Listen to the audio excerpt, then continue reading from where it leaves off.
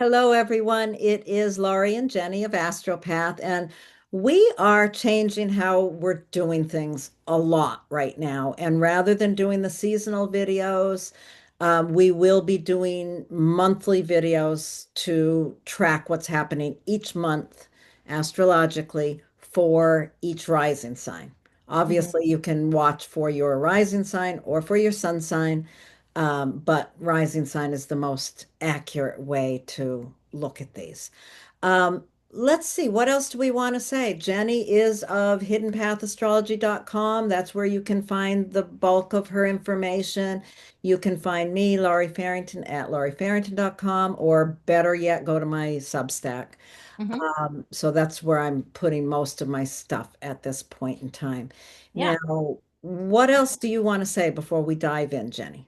Well, I just want to say that I put up my new workshop schedule. I've got online workshops that are starting this fall. I think mostly after the sun goes into Virgo, which we're going to talk about today. So please go to my website and check out the workshop schedule. And Lori and I are, under serious development here with our own YouTube channel. So keep an eye out for that. I have a couple little things on my own YouTube, but I am working on making that into something else. And so that's sort of to come. And I know Lori's working hard to figure that out too. So I just want to say those things. And then meanwhile, it's been really interesting making these changes. As you'll see, like Lori and I talked about, oh, hey, let's switch to this monthly format. It's like, yep, no big deal. And then when I was working on the graphics, I was like, actually, this is a big deal because it changes the kind of flavor. It takes us away from only talking about the sun in a certain sign and really looks at the month ahead. And we really hope by making this change, we're going to give you an opportunity to think, how do I want to handle my month ahead? What do I need to do to prepare for it? So I think that that's hopefully you'll feel that way. Anyway, Yeah. that's all I wanted to add. Yeah, I'm excited about the change, and I am working on developing my own YouTube channel. It's going to take me longer than I thought because I think because of the astrology the way it is, it's not a good thing for me to rush it. So I'm going to take my time and create it when it's ready to be created.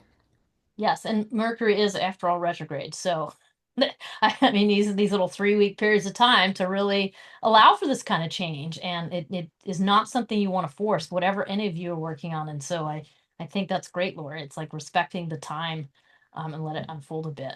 So I feel similarly. So anyway, So okay. let's talk about what's going on in August of 2025 astrologically. Okay. Before I put the calendar up, let's just make a quick mention. Most of this month, the sun's going to be in Leo, which Lori and I are biased because we're both Leos, and we think it's a fantastic time of year. And then the sun is going to move into Virgo. But surprise, surprise, we both also love Virgo season because it gives you a chance to really start rolling up your sleeves and getting to work once that sun moves into Virgo. So I just want to mention that. And is there anything you want to say in regards to Leo and Virgo before we look Well, at the I calendar? always love that shift. Yeah. I love that shift as much as I love Leo. When the sun enters Virgo, it always feels like a sigh of relief because Leo is just so on fire. I mean, it's ruled by Mhm. the sun, and there's so much energy and playful, wonderful energy of Leo that by the time we go through 30 or 31 days of Leo, we are ready to kick back and focus on something besides just play. Yeah. So yeah, I love the season, and it's really interesting because we all those of us who grew up in this culture, certainly when the sun moves into Virgo, it's time to get back to school, and it's time to get back to, whether we're a student or a parent, we're getting Yeah. ready to go back to school, or we're getting our children ready to go back to school, and that just so much feels like that shift from Leo to Virgo. I kind of love it. Yes. Yeah. And it's interesting thinking about Virgo being quite different than so many other things that are going on right now because we have so many things in fire. And during Leo season, there's this big, it all jives together like this fire. And then you come into Virgo season and it's kind of it's a yin sign. So it's drop pulling us back, as you're saying, like asking us to cool down and slow down and focus on practical things. And that might feel to be a relief. It also might feel quite challenging to be able to pull back away from the activation, the excitement, the intensity, the anxiety of all of these planets in fire and air signs. So yeah, we'll see how that goes. Yeah. Okay, Let's open the calendar. let's do it. Okay, so we have calendar for the month of August here. Yeah, I'd And really encourage you to take a yeah, screenshot of that if you're yeah, interested in really keeping it, print it out, put it on your refrigerator. yeah, Keep it because in it's mind. hopefully, and what I would like to point out before anything else is that there's two birthday cakes on here. Because as I mentioned, Lori and I are both Leos, and these are our birthdays. So I'm just going to get that out of the way. So you're wondering why is there a cake? Right. So And you that is, can guess which one of us is August 8th and which one is August 17th if you'd like. yeah, have a go. Have a good. So anyway, here we are. We start out this month. Well, I don't know. Is there anything else you want to say about the calendar, Lori, before we kind of launch in, or No, I anything that think we you should just question? kind of launch in and Okay. really think about, Okay. the most important points here. And I don't think Yeah. we need to go through every detail. Maybe we do, but Yeah, I mean, I think what's feeling different to both Lori and I too is we really want to look at rather than getting into the sort of list and the nuts and bolts, which we're still going to do, but really talk about the flow of this month. And so, in order to do that, you'll notice that right away on August 1st, we have a first quarter moon in Scorpio. So right away, we're starting the month with a certain amount of tension according to the moon phase. And then you see that guess what? Venus is in Cancer and is squaring both Saturn and Neptune. So this is a really challenging contact. I mean, Venus in Cancer is wanting to nurture and take care of and protect and really make sure that the vulnerable, the young, like have space to grow and have and are being cared for. And then it's at odds with Saturn and Neptune in Aries. I mean, that's this is something sticky here. This is stressful. And this may just feel like you're unable to take care of things the way you want to, or maybe you're even unwilling to take care of things because you're more concerned about where you want to go with things. So I don't know that it just starts right out with this real need to question oneself and to deal with some sort of conflict. yeah. Yeah, and I think just, really thinking about that conjunction basically that's going on between Saturn and Neptune at this point, that's a really challenging thing in itself. And then with Venus squaring it, it's highlighting that tension. Saturn wants to structure and stabilize things, and Neptune wants to dissolve things. And the two of them in a conjunction is a really difficult. It's a difficult statement. What do you think of that? What's your sense when you think about those two coming together? Well, there's so many conversations about how what they can represent, but in essence, I mean, Saturn is reality and Neptune's an illusion. So what does it mean when you're bringing reality and illusion together? I mean, in some cases you're going to see reality going, this is the truth, and bang, and in other cases we're going to be totally deluded by what Neptune can pull us away to. So in and of itself, these are two very, very unlikely, unhappy bedfellows. They do not want to be hanging out together. They're just so different. And I think there's not a whole lot of common ground. I mean, and they're both in Aries, so this makes it very personal and uncomfortable for each of us individually, because Aries is such an individual sign. And it's a push pull. And if you look around you in the external world, you're going to see the way that tension's pulling, or playing out, I should say, in all kinds of different arenas. Like, where is delusion and outright lies and deception seeming to win out, and where are people getting the smackdown of reality? And I mean, it's of course very easy to think about U.S. politics in exactly this. Like, there's a lot of lying and deceit and nonsense going on, and there's a lot of people who are suffering because of it. Yeah, No, yeah, conjunctions are interesting because they tend to bring together and blend energies. But when it comes to Saturn and Neptune, they just cannot be blended in any sort of an easy fashion. And I Mm. think it was Chris Renstrom, is that his name? That I listened to recently, and he talked about the two of them like what do you call it when you tie when two people are running together but they tie their legs Oh, together? the three-legged race. Yeah, You're mentioning. Yeah. three-legged race. He talked about that, and to me, that's a great image of Saturn, wanting to be, face reality and do the work necessary. And Neptune just wants to dream and go into imagination, and you tie their two legs together, and that's what this energy really feels like. I thought that was a really great image that he came up with. Yeah. It Yeah. is because it describes the discomfort, but it also, and I think in our personal lives, but it also, there's a common goal because they're both in Aries. So you're kind of seeing both ends of that. And I think each of us are being called on a personal level to look at what are our spiritual beliefs, what is our dream for, where things should go, what the future should look like, what is our fantasy, and then the Saturn of like, okay, well, how do I be accountable to that? How do I stay fast to my convictions yet be flexible enough to, let's say, listen to other people's points of views? Or how do I, stay in touch with my spiritual life yet continue to figure out how to navigate all these major shifts that are happening on the concrete or financial level? I mean, Yeah. there's, How can I find ways to use them together? yes, yes, and I not mean, it's like a totally crazy. three-legged race. How do the two people manage to navigate which foot goes forward first and which follows and which, yeah, I mean, how do you do that? How do you use your imagination and reality together without going into delusion or trying to hold something steady that can't be? It's a Yeah, tricky business. And on that very first day of the month, Venus is pushing us to look at that, to somehow grapple with that. yeah. And it's a frustrating way to start the month, I'm sure. Yeah, and with the moon and Scorpio, just right at that beginning, obviously it's very quick, but it really brings in the deeper layers, the hidden layers of your own stuff coming in, and having to confront that as part of the moon phase. And the last thing I just want to add to that whole conversation is just the kind of caution around escapism.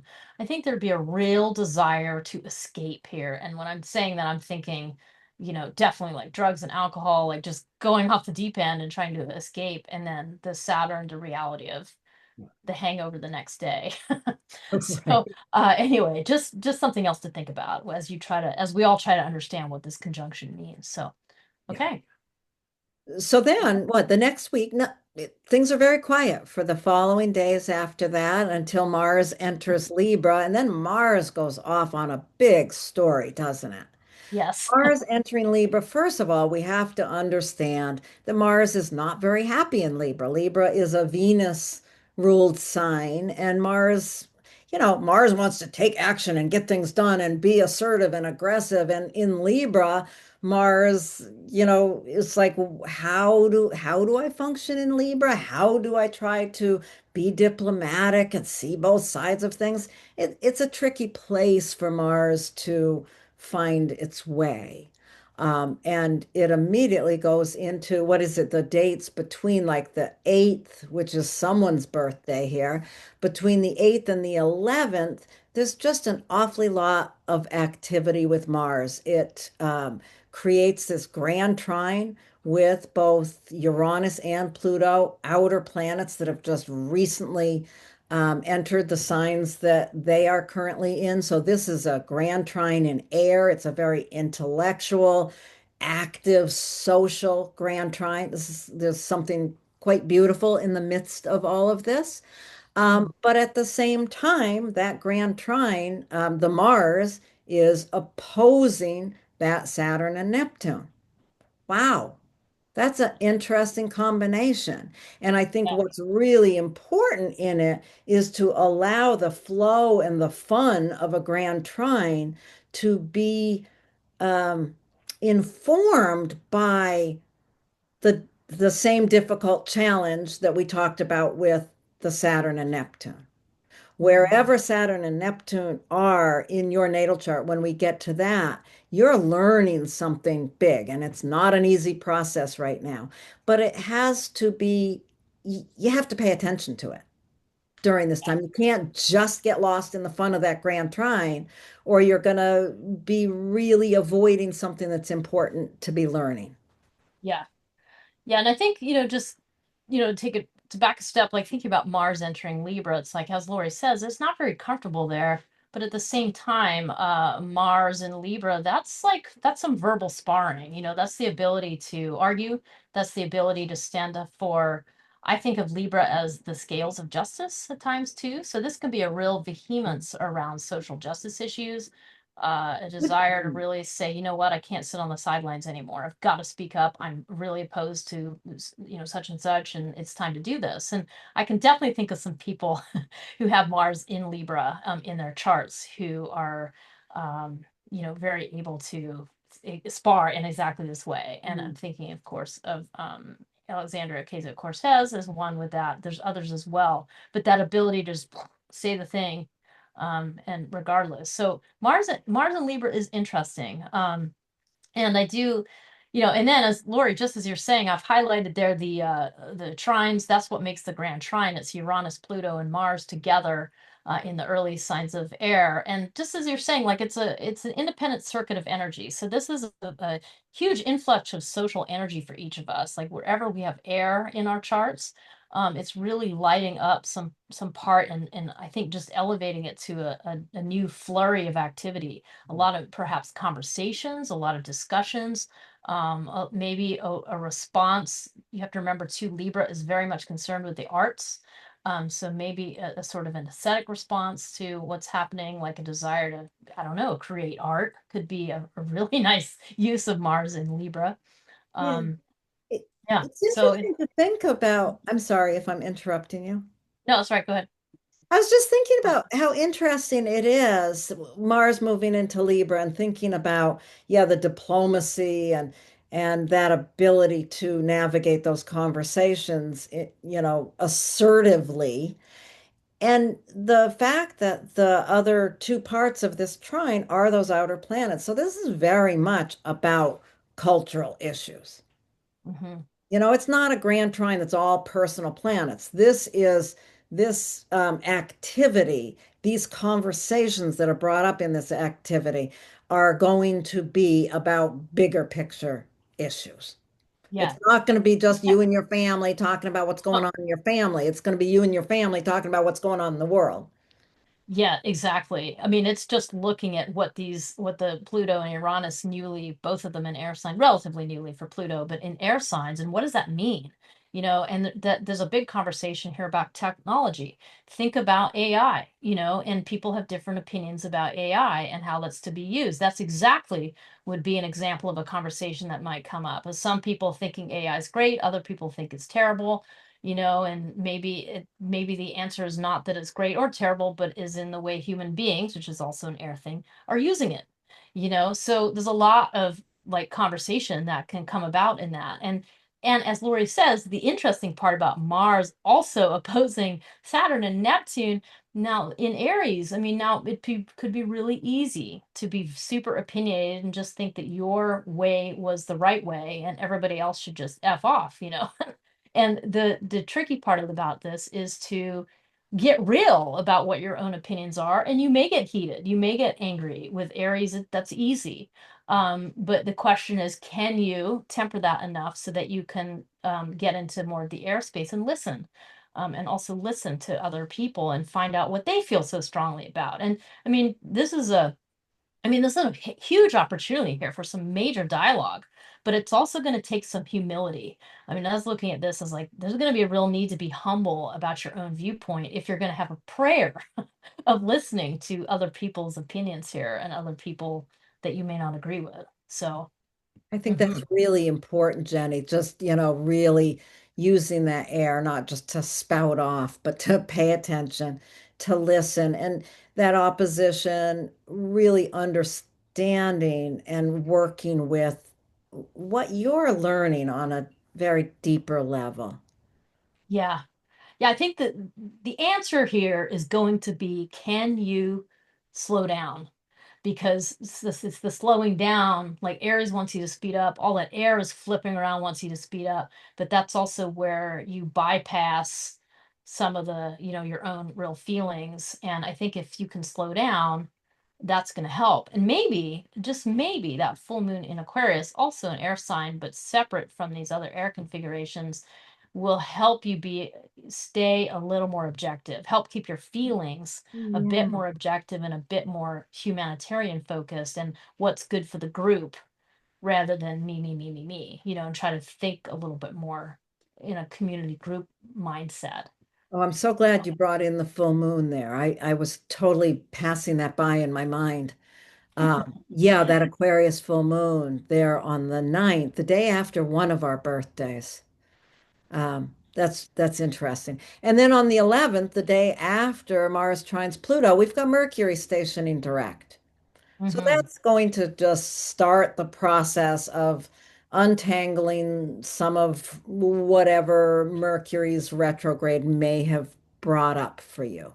Yeah, It will start allowing you to move forward in whatever projects or um, processes you've been struggling with or in the middle yeah. of. Yeah, it's time to get things turned back around and start moving forward. And I like actually that Mercury's still retrograde in that period with Mars because it's a good reminder of like, hey, it's not quite ready to be hatched yet. So whatever your opinion is, these are just conversations. The conversation is not going, you're not really going to be able to take action on any of those conversations you have from the 8th and 9th and 10th until Mercury stations. But it's still going to be hanging out in the same degree for a while. So anyway, just something to think about. Like it's going to help you with that slowdown. It's going to help you be like, if you can just remember and pause, that you let that conversation be fruitful for where you're going to move next. Yeah. And I So think that Saturn sextile Uranus is just a little tiny reminder of using what you're learning to mm, help support your actual vision of what you're waking up to. yeah. I think I don't know. I don't have much more to say about that one unless you do. I mean, no, very little. I mean, really just the idea that this is a sign of the much bigger processes. I mean, Yeah. this is, I believe, is a Saturn and Uranus's second sextile. There'll be another one. Yes. But these are the big players, the big wheels of change that are happening. And I mean, I actually like it because it does Like, suggest, yeah. you said learning, that's a good key word. Like it suggests that they're working well together here. So Uranus and Gemini, Saturn and Aries, like they're working well. There's an opportunity of how to use your voice here that I think could be very positive and Yeah, helpful. So, sextiles are interesting because we can ignore sextiles. They can kind of just pass us by, but they can be very helpful if we activate them and really allowing yourself to, yes, slow down and not just spout out whatever it is you're waking up to with Uranus just recently in Gemini. Saturn is like, okay, slow down a little bit and pay attention before you just blast forward. And yeah. that really helps the process. And then on the 12th, August 12th, we just have a sweet day. It's just a sweet day. Venus conjuncts Jupiter. That happens approximately once a year, about once a year. Um, and it's just a real sense of connection Hmm. and love. Yeah. I think that's a really nice, like we've just been talking about all this energy and the yang signs, air and fire, and then you have this really, yeah, this really nice sweet spot of like, and don't forget about tenderness. Don't forget It's about in caring for each Cancer, other. right? Yeah, It's in- yeah, like don't forget about what it means to nourish and what it means to take care of each other and even people you don't know. Like how can you approach the world with loving sensitivity that day, basically? And gosh, we could all use more of that. yeah, So it's good. I like that. That's probably the really nicest thing in this whole month. I think so too. And the next thing coming up, I think is really interesting. We've talked about it a little bit. The fact that Mars sextiles Mercury on the 16th, Mercury is now direct. Hmm. So it's not like there's a retrograde involved, but the Mars and Mercury sextile each other on the 14th and on the 18th. And that seems like, how is that possible unless one of them's retrograde? Well, it's possible because Mars is moving really quickly, and Mercury has just turned direct and is still moving really slow. So they actually make two sextiles to each other, which I think that's really sweet. It kind of holds that whole period of time, allowing us, offering that um, opportunity, potential possibility between our mindset and our ability to take action. So, what is it that you have the opportunity to bring into the conversation that you really are getting like a double, triple hit on this opportunity? Say what needs to be said. Yeah. I I know. love that. I really like how that works. You don't see that very often, I don't think. No, that's pretty unique, and I Yeah. was looking at it, I was like, how did that happen? It's just, Yeah, I thought there was a mistake at first. It's like that can't happen. and then every single almanac and computer program's like, nope. Right. Yeah, and I like this. It's interesting to think about this. I mean, this really is can you align your thoughts and your deeds? It does your in the first one, the 14th, are your actions lining up with the way that you think? Are your actions lining up with your mindset? Mm. And then when you get to the other one, it's a little more like, okay, and are you talking about your actions in a way? There's a really nice lineup. And as human beings, it's not easy to have your thoughts line up with your actions. In fact, it's a high spiritual practice to really work towards intentionally lining those up. It's very difficult.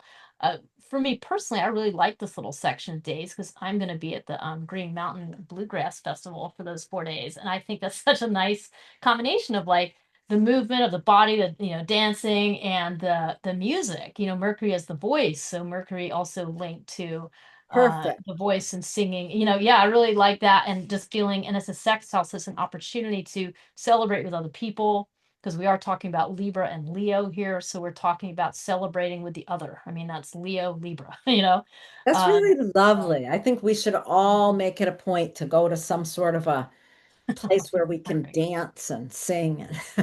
No, and also, too, the final thing I'll say about that is it is happening during that last quarter moon. A last quarter moon is always about letting go of something that no longer serves you, about releasing something, about moving beyond something. So in Taurus, it's, releasing something that's a habit, releasing something you feel stuck or stubborn about. And so this Mars sextile Mercury is really going to help you shake that out, just shake it out, let it go, rather than getting, sort of stuck in, I have to do it a certain way that Taurus can sometimes be.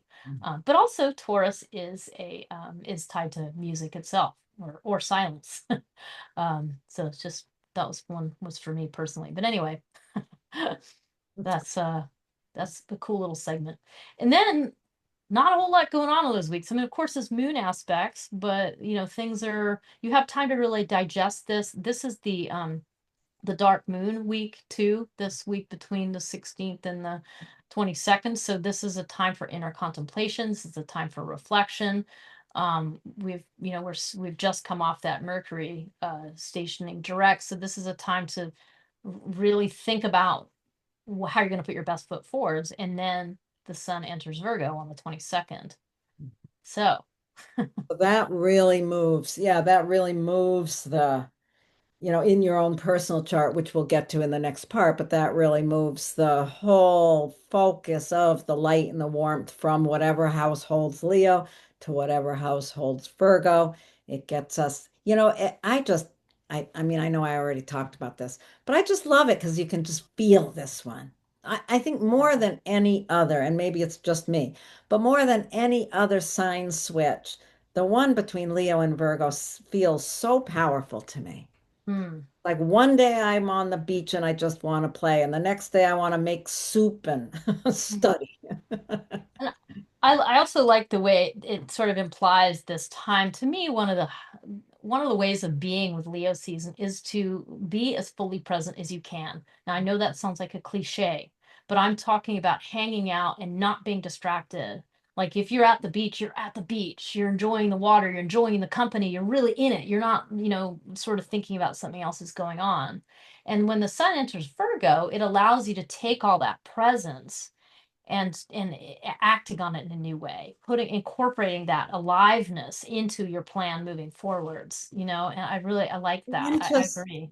Yeah. yeah, being of service to others hmm too. getting out of yourself Yeah.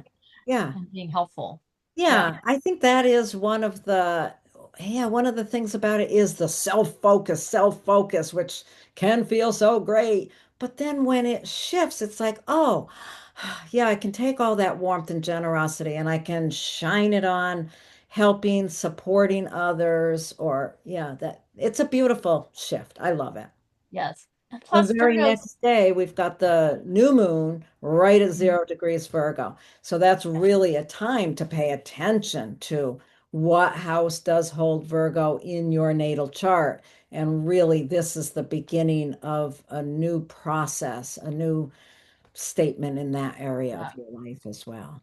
And I like how Virgo's mutable. So just sort of frees you up. You now can, even though it's an earth sign, you now can think about, well, how do you need to address things, and you can try different things. You can, break out of your normal way of doing things and be like, well, maybe if I apply what I've learned during Leo season in this new way, like it gives you a flexibility that I like. Um, and then we come into the 24th, Ooh. which is this is so the sun now is going to square Uranus. Uranus is in Gemini, one of the other mutable signs, the air sign. And this is pretty intense. Like this is some kind of wake up, or something, like maybe you're starting to set the plan to do things a certain way. And this is like, oh no, you have to open your mind to a whole new way of doing things, because guess what? The world has changed and you cannot do things business as usual. And this really suggests being forced to really reevaluate like what has changed around you, and then figure out how to respond personally. How does that change let you come up with a new idea? You know? Yeah, it's interesting the way you said that. I'm thinking, yeah, every year you've sent your kid to school. When the sun goes into Virgo, now there's no, Department of Education. Yeah. So there's whole different Uh-huh. considerations around these things, and there are so many things that the culture is changing that our considerations as we move forward are definitely changing.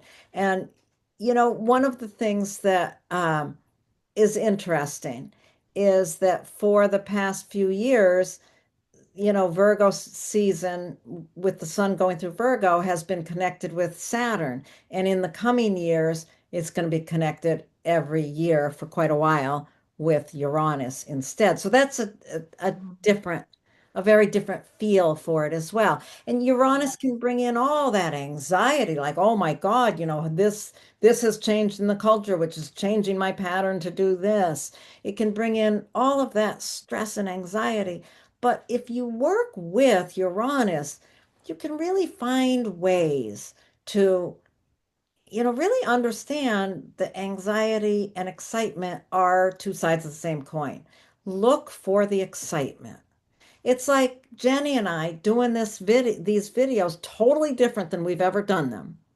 And it's really changing our pattern of how we do things. We could get all stressed out and say, oh my God, I can't, let's go back to the old way. Or we can say, okay, this is a little stressful. Let's get excited about it and move forward. And I think Yeah. that Sun square Uranus is very much about finding, how you feel it in your body to begin with. If it's, if there's anxiety there, look for where you can really see that it's creating something new and Yeah. find the excitement. I think you're right. Like, I like that you just mentioned, just that this can feel the same way in the body. And what springs up for me is just this is a really important time to establish practices that are going to support your well-being, because it's going to be very easy with these two things in mutable signs to just experience everything as stress. And things are stressful, but also, you can release that stress as it comes. You can use your body in a way to release, if impacts your nervous system, like through mind body practices, through breathing techniques. And I think, and so on and so forth. And I think that this time period is that new moon in Virgo is like get those practices dialed in because you're going to need them. And then the Sun square Uranus is going to just stress test that right away and show you, are your practices effective or are they not? And then have you seek out, there's a very educational component to Virgo and Gemini, which is what those, the signs that they're in. So seek out what can support you better. So if you have a rough go during this time period, just take it as like, oh, this is information and I need to have a more robust support system in place, whether that's friendships or more time to enjoy yourself, or different practices to help you relieve stress. So yeah, very important in that time period to the 22nd to the 24th. Yeah, it's an important period of time. And then on the 25th, what do we got there? We've got Venus entering Leo. And then, earlier in the month, around, the 8th through the 11th, we had this big Mars story. And now we move into a big Venus story. And again, it was Mars contacting all the outer planets. This is Venus contacting all the outer planets. First, it trines Saturn. Then it sextiles Uranus, trines Neptune, opposes Pluto, and oh, well, yeah, that's what it does. In those 3 days, it brings in all of the outer planets. Yeah. And I mean, first of all, Venus is entering Leo, so all of the sun is out of Leo. Now Venus is kind of picking up where that left off and sort of saying, hey, we're not done having fun yet. And I've been nurturing everybody around me. And now I'm ready to, have a party and have more enjoyment and do a little more celebration energy with other people. Maybe a little more celebration about things to do with your values and your finances, possibly that I'm sorry, Venus can sometimes represent. But what I think is interesting about this time period is it trines Saturn and Neptune, which earlier in the month, if you'll remember, right at the beginning, it squared those two things, being in Cancer. And now Venus is in this new place and it's ready to kind of grapple with that again. And it's ready to take on that as a new and make perhaps more positive challenge where suddenly what seems so stressful and difficult and awkward in the beginning of the month now becomes a source of joy or a source of power or a source of really just energy and vitality. So that's interesting. It'd be really interesting to reflect on what in each of our lives felt difficult in the beginning that now has a bit more flow to it.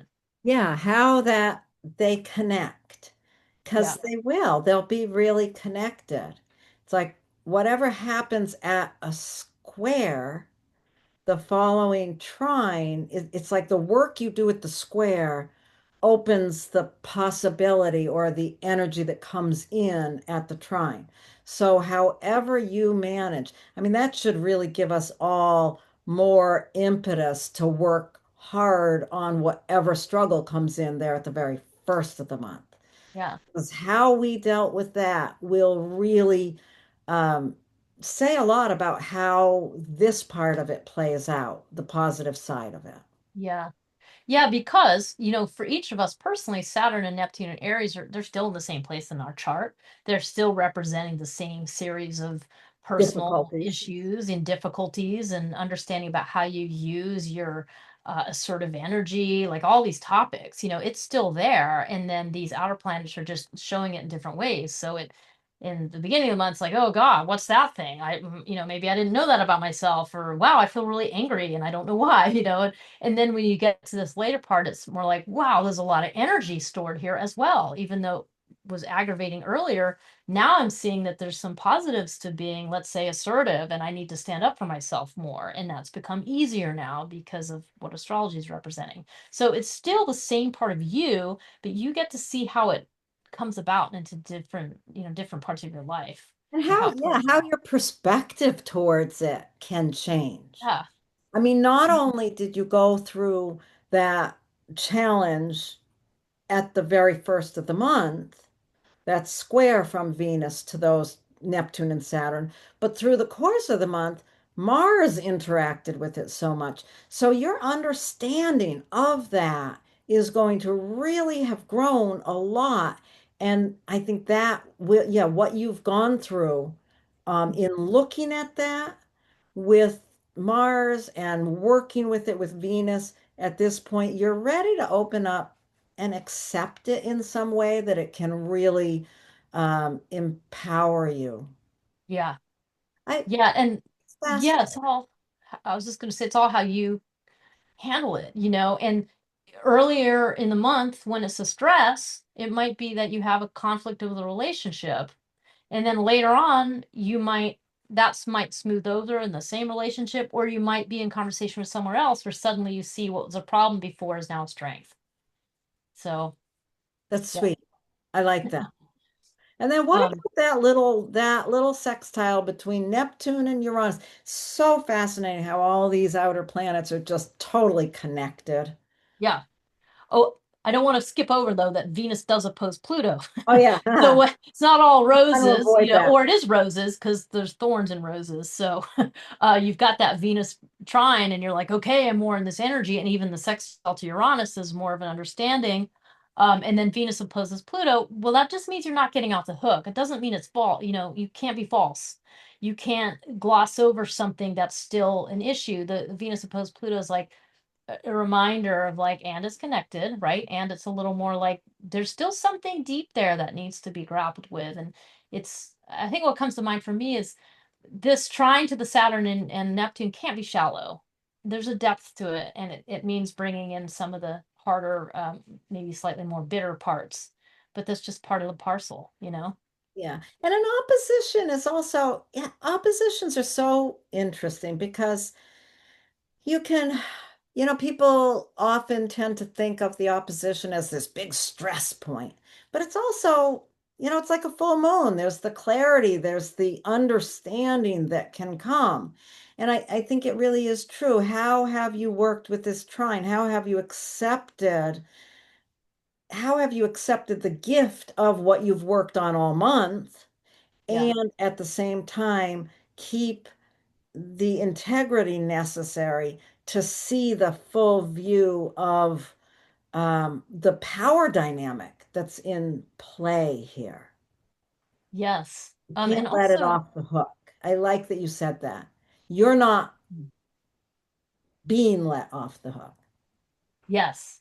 And something about you can also think about if Venus is in Leo and Pluto's in Aquarius, it could be something like you've got your own personal situation that's feeling better, but you have to then reflect back in the bigger culture. Everyone else has their things that they're working with, their friendships they're trying to work through, or their close relationships. And so it kind of forces you into thinking about the bigger picture, like taking your microcosm of a story and then saying, well, what's the bigger story here? And then how can your microcosm maybe support or offer a set of values to someone else and what their struggles are. I mean, it's just interesting to think about something like that. Yeah. And then we've got that sextile between Neptune and Uranus. Yes. So what do Which you think about that one? Well, I mean, I just think of these as I think about the outer planets as the kind of the gods of change and how they interact with each other. And here you have Neptune, which is the dream, and Uranus, which is the awakener, in an opportunity to each other. So there's something about learning, such a key word about learning there, about learning what that bigger picture is, learning what is the meaning of Neptune and Aries. I mean, that can play out in so many ways, but about you understanding what your own individual dream is, or you getting that there's a collective consciousness here. It's not just we're not just all separate individuals, but something about that, and then combining with Uranus and Gemini, which is basically it's just a shakeup to how you think about things. Your shakeup to perhaps your spiritual beliefs, Hmm. shake up to, can you recognize that we're all kind of in relationship with each other, which is really what this new paradigm's about. So these are the bigger players that show much bigger cultural changes. Yeah. What about you? How do No, I you? think that I think that's great. I'm not going to try to add to that because I think I would muddy the waters. I think that's, yeah, these outer planets and how they interact is really interesting at this point in time Yeah. with Uranus and Pluto trining each other and Neptune basically right at the midpoint between the two. There's just an awful lot going on in terms of the bigger picture. Yeah. And here we are in the middle of it. And then we come to the final of the month, which again, we are going to end this month, just like we started, on a first quarter moon. A first quarter moon is when the moon is growing in light, and it represents a crossroads. It represents a crisis of action. And I think it's appropriate we come to this in Sagittarius where there's been a lot going on this month. There's been a lot of having to, I think there's some soul searching this month. There's some deeper understanding of how you are and how you impact other people and your relationships, and then you come to this first quarter Sagittarius moon where you're being asked to act on that. You're being asked to act in some way of the meaning that you've made. I mean, Sagittarius is about meaning and exploration. So how, what do you need to act on to I don't know, in regards to your own story, like how like Sagittarius is also story. And I really like stories because stories help us develop empathy when we hear other people's story, even if we think we wouldn't like them if we met them in person. You hear their story and you think, my God, I can relate. So something about that for me in that. I love that. That's great. That's Yeah. great. And that brings us to the end of August. Yeah. So in September, we'll make another video like this, and we will be moving on to make the individual impacts. Um, but Yeah. this part is done for now. Yes, I will stop sharing so we can move on. Thank you Okay. all. Thank you.